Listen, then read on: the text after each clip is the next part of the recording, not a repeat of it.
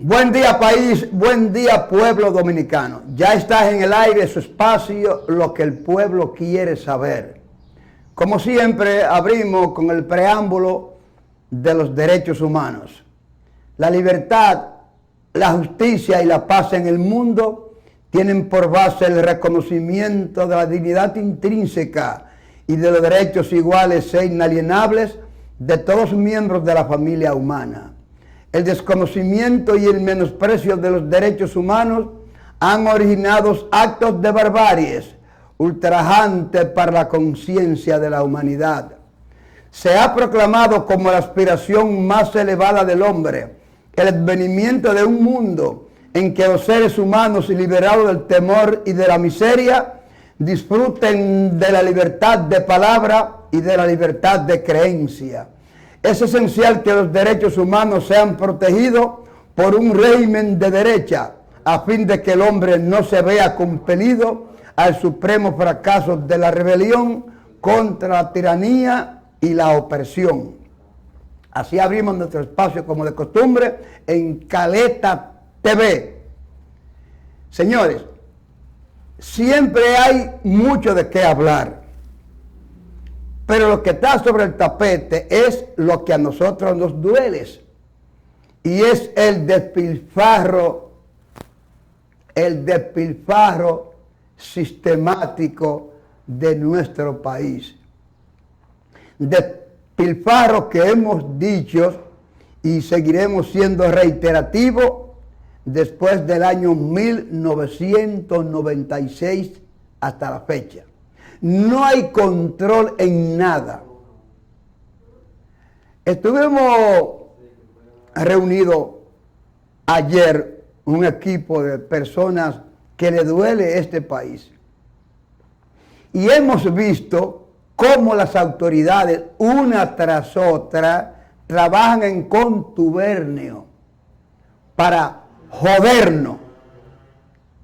Esa es la palabra, ese es el término. Para joder al país,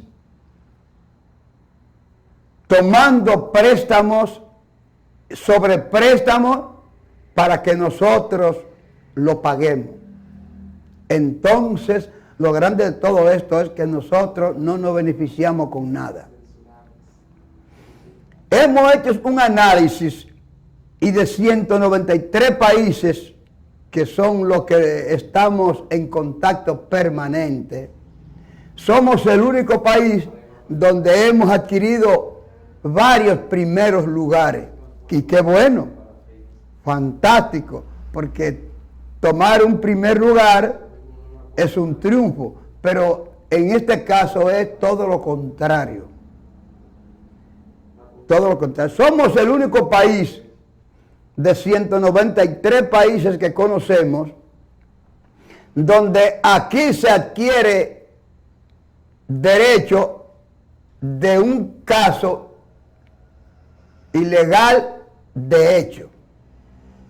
No soy abogado, no sé si el término está correcto, pero sí la corrupción nos ha llevado hasta ese espacio. Hemos dicho de que hemos votado por Luis Abinader Corona. El pueblo votó por Luis, pero votó por Luis confiado en sus discursos de campaña, en sus promesas de campaña, de que se iba a recuperar lo robado y que no se iba a continuar con el despilfarro. Y ha resultado que nada de esas promesas en campaña se están cumpliendo. Nada, absolutamente nada. Hoy continúa el despilfarro igual. Hoy estamos premiando solamente a los empresarios. Hoy nos hacemos amigos y partícipes de los empresarios. Y el ejemplo palpable, o uno de los ejemplos palpables, lo tenemos con el canódromo, que volvemos a hacer énfasis en el canódromo El Coco. El canódromo El Coco que fue víctima de desastre, penuria, como le llamó el defensor del pueblo, el licenciado Pablo Ulloa, que era un campo de corrupción. Entonces, ¿qué se ha hecho ahora en nuestro gobierno? Bueno, vamos a extinguir ese campo de corrupción, se lo vamos a regalar a una persona. Bueno, ya se le regaló a una persona. Una persona que tiene una empresa recién construida y a nombre de esa empresa adquiere el canódromo El Coco. 154,000 metros de terreno cuadrado y lo adquiere por la paupérrima cantidad económica de 298 millones de pesos. Cuando, según se hace investigado, esos terrenos en ese perímetro, su precio actual es de 2,000 a 11,000 dólares el metro cuadrado. Pero Dios mío, ¿y a dónde vamos a llegar? ¿A dónde vamos a llegar? Nos hemos dado cuenta que cada vez que el Senado y la Cámara de Diputados aprueban una ley, va en contra del pobre, en contra de la clase oprimida, en contra del que trabaja, en contra del que paga esos préstamos. Y decimos esto porque quien trabaja, quien produce, quien paga los prestados, no goza del privilegio de tener salud, no goza del privilegio de tener seguridad social, no goza del privilegio de tener una educación, no goza del privilegio de tener un transporte digno, no goza de nada. Como que tenemos un cuerpo y queremos destruir ese cuerpo, salir de ese cuerpo para entonces nosotros vivir cómodo y bien. Y es al revés. Está al revés. Porque ¿quién produce el plátano? El arroz, el ñame, la yautía, todo. Es el campesino, es el hombre de abajo, el hombre que no necesita. Y este es un país, o no sé si será el sistema, donde los gobiernos solo le temen al hombre que piensa. Al hombre hambriento no se le teme, se le da comida y ya ese hombre lo tengo pisoteado hoy, mañana y siempre. Solo tengo que darle comida. Ahora, si el hombre es pensante y es muy pensante, se le llama cabeza caliente y hay que eliminarlo. Porque ese puede multiplicar el conocimiento en el pueblo y pueden hacernos daño mañana. Hemos sido reiterativos en decir de que si los de abajo se unen, no hay que tirar un solo tiro para derrumbar los que están arriba. Solo basta con menearnos. Ya lo derrumbamos, pero no nos unimos. ¿Por qué no nos unimos? Bueno, no tenemos el conocimiento de la unidad, no tenemos la cultura de la unidad. Y qué bueno, pero qué bueno para los que nos dirigen. Dijimos en este espacio hace largo más de 14 meses que lo que el PRM tenía en prisión, llámele el PRM porque este es un país presidencialista y todo lo que se hace en este país, culpable es el gobierno de turno. Si lo hace bien, pues aplauso. Y si lo hace mal, culpable. Porque es un país presidencialista. Aquí no se mueve una hoja sin que el gobierno se entere, sin que el gobierno lo permita. Entonces, ya podemos ver cómo vamos retirando de las prisiones aquellos grandes corruptos que fueron acusados de corrupción, pero que no se ha hecho nada, ni se va a hacer nada, porque ya lo pronosticamos aquí en este espacio. Jean Alain ya va para su casa. Bueno, pasa de 18 meses y no hay una prisión preventiva contemplada en el Código Procesal Penal que pase de 18 meses. O sea, hay más que razones suficientes para estar en su casa. Pero la pregunta es la siguiente. La Procuraduría General de la República no le alcanzaron 18 meses para instrumentarle un expediente a Alan García para llevarlo a los tribunales. Es una pregunta que nos hacemos. No, porque hay un contubernio. Se hace efectivo hoy, mañana y siempre, podemos decirlo así, en este sistema, de algo que dijo alguien que ustedes conocen. La clase no se suicidan. Y fue reiterativo el presidente Salvador Jorge Blanco cuando lo dijo en sus 4 años de mandato, 82-86. La clase no se suicidan. La única clase que se suicida es la clase baja. El canódromo, el Coco, ya fue una bendición para Bonilla Sánchez, Carlos, Bolívar, Bonilla Sánchez, una bendición. Pero fue una bendición tan grande que para adquirir esos terrenos, también el Banco de Reserva le hace un préstamo de 200 millones de pesos. Sin embargo, cualquier ciudadano dominicano que trabaje solicita un crédito de 50,000 pesos para trabajar y no califica. No califica porque... ¿Y por qué no califica? Porque ese tipo trabaja. Ese tipo hay que tenerlo pisoteado, humillado, para que haga lo que tiene que hacer para lucro y beneficio nuestro.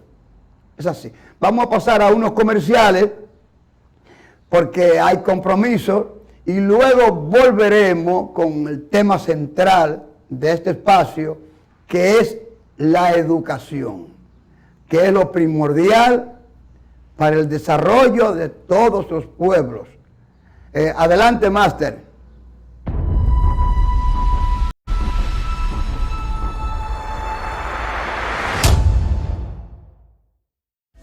En DP World abrimos puertas. A través de nuestra estrategia de sostenibilidad, nuestro mundo, nuestro futuro, trabajamos de forma responsable, priorizando el impacto de nuestras acciones en el desarrollo de nuestra gente, de la comunidad y del medio ambiente en el que operamos.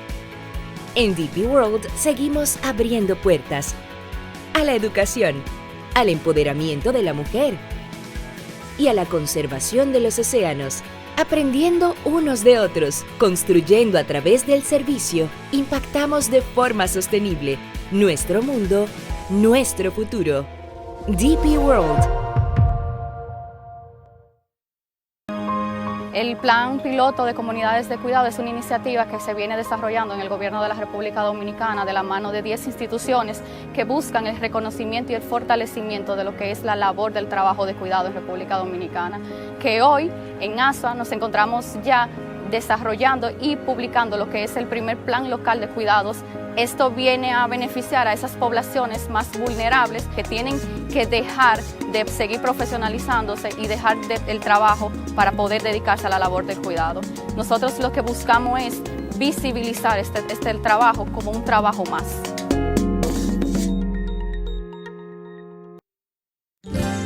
Hay una tierra en el Caribe llena de vida y color, que despierta sentimientos y que llena de emoción. Siempre ha sido la primera, de riquezas está llena y de gente que trabaja y se destaca donde quiera. Es una tierra de primera, de gente que trabaja y se destaca donde quiera.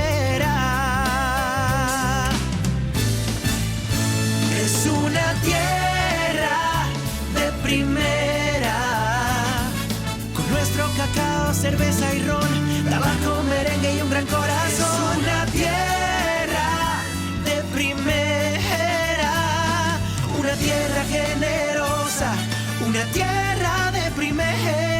Cuando un pueblo y un presidente hacen suya una meta, todo se puede. Ministerio de Industria, Comercio y MIPYMES.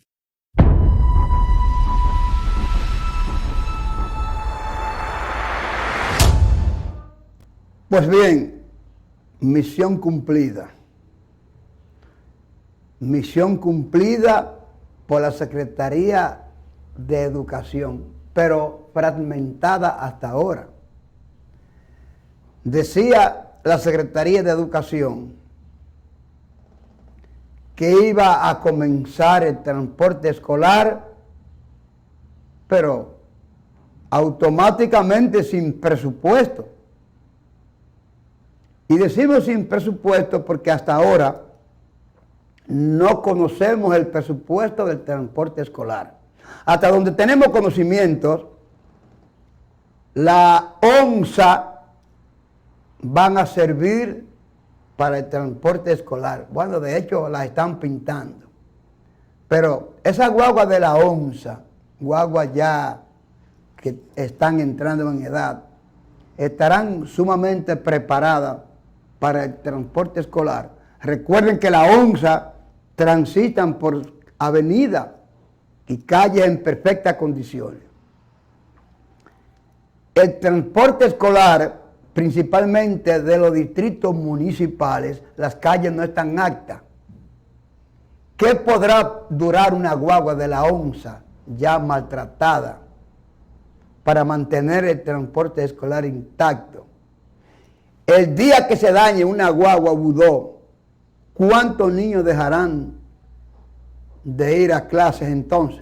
Porque automáticamente, por ejemplo, quien les habla que tiene asignada la Escuela Nacaona y el Liceo Virgen de la Altagracia, con una expansión de estudiantes de 1.626 estudiantes. Si cada minibús transporta 30 estudiantes, automáticamente se necesitan 16 guaguas. Ese solo plantel escolar, 16 guaguas. Pero automáticamente hay que tener 2 guaguas mínimo por ahí, por si acaso una guagua de esa se daña. Hemos dicho aquí, y vamos a ser reiterativos, de que la educación de los pueblos crece al junto de la cultura de los pueblos.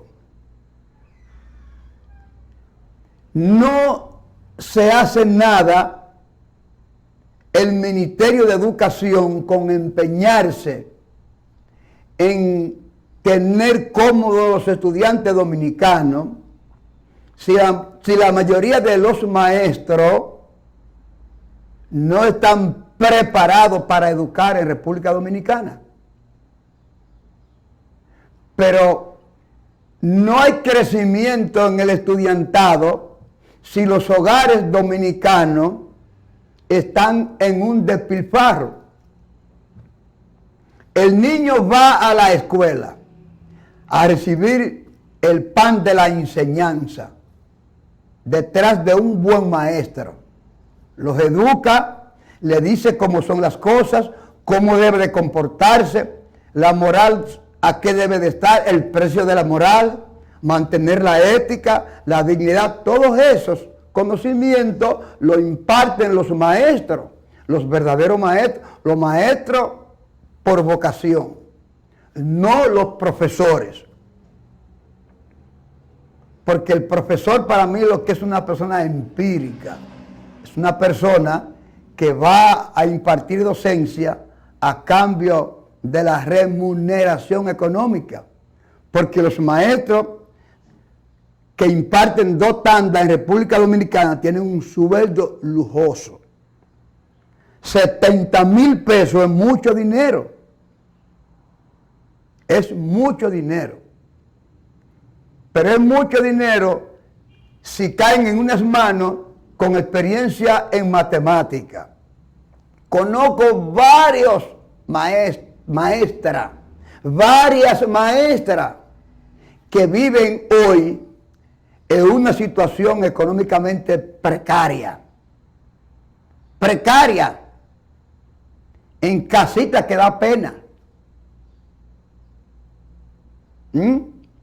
¿Por qué? Porque no se saben manejar con el dinero que le paga la Secretaría de Educación. No tienen el más mínimo conocimiento en matemática, que decíamos que es la columna vertebral del desarrollo económico de los pueblos, la matemática. Y todo es matemática, pero si no los ejercemos, no tiene ningún valor. ¿Por qué el Ministerio de Educación no se compromete a hacer un censo y ver las condiciones donde viven nuestros maestros y construirle su casa? No regalársela porque devengan un sueldo, descontársela de su sueldo. Y si mañana llegan a ser pensionados, ya por la edad que tengan, entonces se les dé cuenta de su pensión. Pero por lo menos vive un maestro en una casa digna. Porque es que yo entiendo que no nos podemos elevar tan rápido, tratar de crecer en 4 años. No, el crecimiento de los pueblos en educación, a nivel económico, a nivel de cualquier nivel, se hace paulatinamente y se lleva paulatinamente. Cuando hay un crecimiento muy rápido, al final se derrumba porque no creó las bases de sostenibilidad ese crecimiento. Por eso hemos dicho que lo que se obtiene sin sacrificio carece de valor. Y lo que carece de valor no le damos importancia. Entonces tendemos a perderlo en poco tiempo porque no lo valoramos, porque no nos costó el más mínimo sacrificio. La educación, ahora vamos a decir algo que dijo el expresidente doctor Leonel Fernández Reina, que se opuso siempre al 5% de la educación. Un despilfarro, un aumento a los profesores, pero ahora es cuando faltan maestros. En la escuela Anacaona del Distrito Municipal de Boca Chica hay más de 100 niños que no están disfrutando del pan de la enseñanza por falta de maestros. Entonces es mejor que el pastel se divida para todos, que todos alcancemos una parte para estar conforme, y no que el pastel se le entregue a una parte para que esa parte disfrute. Entonces los que no lo disfrutan solo se acotejen, se acomoden mirando los que disfrutan el pastel. Y esa gente estarán cómodos, estarán acotejados. No, mirarán con buenos ojos al gobierno de turno. No. Queremos explicar, queremos decir de nuevo que cuando usamos el término del gobierno de turno es porque los gobernantes nos han acostumbrado a que el gobierno lo haga todo. Y es verdad, el gobierno lo hace todo. Aunque el gobierno diga, promueva de que yo tengo un ministerio que es responsable de sus hechos. No, eso no es así. Aquí en este país no es así. Aquí no es así. Aquí el gobierno sabe de todo y tiene que saber de todo. Y lo que se hace es a consentimiento del gobierno de turno. Por eso se le culpa al gobierno de turno de todo. De todo se le culpa. Reiteramos, la educación es la columna vertebral del crecimiento de los pueblos. Pero hemos dicho que la educación necesita ser acompañada por 3 pilares. La educación hogareña, que es la número 1.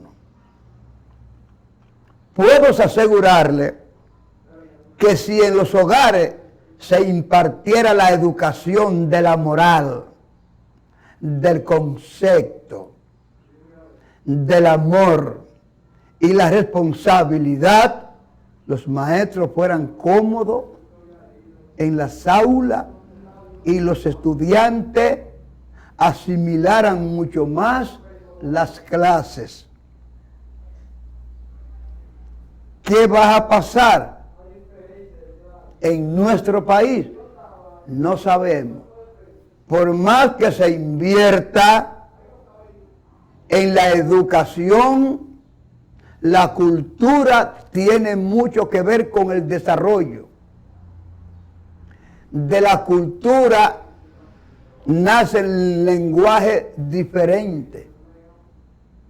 Y cuando nace algo diferente, aunque carezca de moral y de ética, el populismo lo multiplica y lo promueve, y esta juventud que no tiene educación hogareña se inclina por ahí. Eso está pasando en nuestro país. Entonces no hay régimen de consecuencia. Aquí se dijo de que cada reggaetonero, de esos que creen que son artistas, ellos creen que son artistas, entonces la multitud de ignorancia que existe en este país le llama artista y ellos se lo creen. Oiga esto, Ahí hay palabras, José, ahí hay palabras que yo no las he pronunciado nunca y no me atrevo a pronunciarlas. Y eso se divulga y se promueve. Y este despilfarro, ¿quién es culpable? ¿Yo? No, yo soy parte de la solución, pero no del problema. El problema lo tiene el gobierno de turno. ¿Y qué tú crees? ¿Que todos son arreglados? Porque es que los gobiernos hacen lo que ellos quieren. Lo tienen todo para hacer lo que ellos quieran. Pero es como el ajedrez. Ellos mueven la ficha que no les perjudica a su equipo, a la gente de su entorno. Ustedes no se han dado cuenta de que los gobiernos uno tras otro se imitan. Uno tras otro se imitan. Pero de ese tema vamos a hablar ahora, después de unos comerciales. Ustedes saben que tenemos compromisos y los compromisos nos atan, y este espacio, al igual que todo en televisión, tiene sus compromisos.